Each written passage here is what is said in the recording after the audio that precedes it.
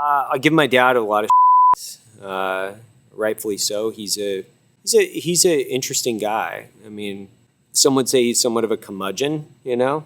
I'm Ed Hafer, the owner's son, the owner's dad, if that, sorry. So sometimes I think I'm younger than he is. You make me feel so real. I went from hanging low, now I'm standing tall. Evan and I grew up together. That's the easiest way to put that. So the mischief he got into, I tried to get him out of. He wasn't easy. I've historically done a lot of practical jokes against him too. So I was on a roll a few years ago. I would get him on a regular basis. One afternoon I was going up to his house and he was painting his shed.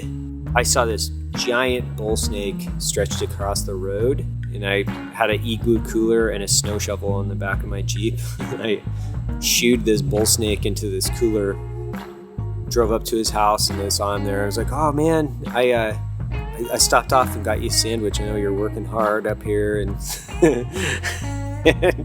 he climbs down off the ladder, you know, he's like, oh, he's so proud. He's like, oh, you know what, man, I can't.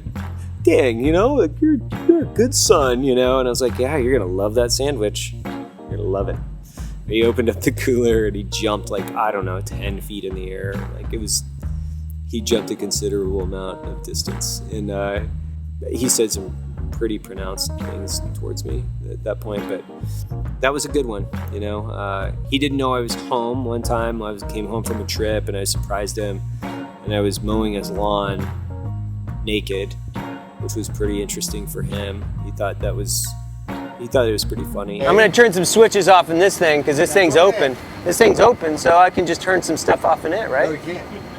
We have very trusted employees here that can actually read what it says on the sign. Purified drinking water in this building. I haven't paid attention to this the entire thing. I don't even know what you've said. The only thing I heard you say was, I can drive that forklift whenever I want. I can drive this forklift whenever I want. That's the only thing that you said. And I can do it without a hard hat on, and I don't have to follow any safety rules.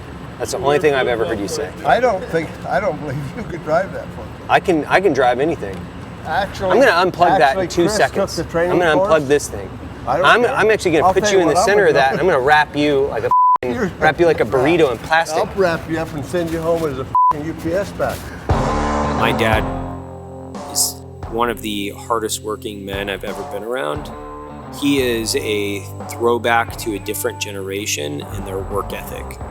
My dad is the constant reminder to people to work hard because he's 70 years old and he'll outwork 90% of the people in Black Rifle. I think I've fired him probably 20 times now. He just seems to keep showing up, which is fortunate because we do need him.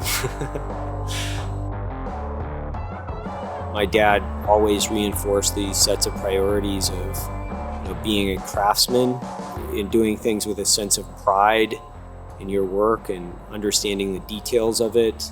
There was coffee in my house all the time. I worked vast amount of hours, and coffee was my dietary supplement, but it wasn't coffee as he knows coffee.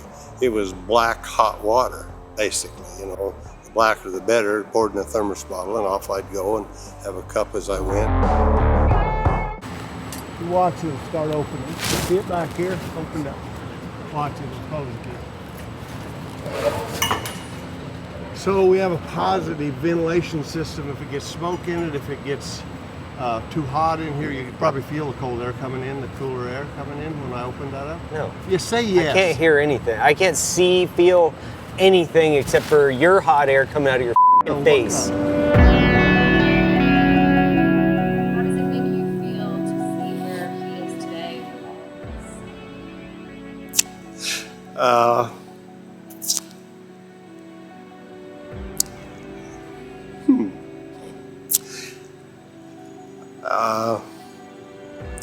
Give me some time.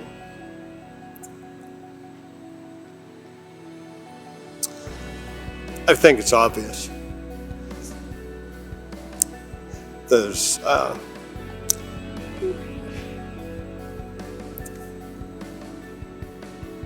You can't explain it. And it's because the way he feels about people. The things that he's said about this business in the newscasts and the things he's said to people is, and the reason he stays up at night and don't sleep is because of you and everybody with him. I have all these employees and I have to take care of them. And he said, I don't want to be a millionaire. I don't want to be a millionaire. I want my people to have a fun place to work and provide for their families. And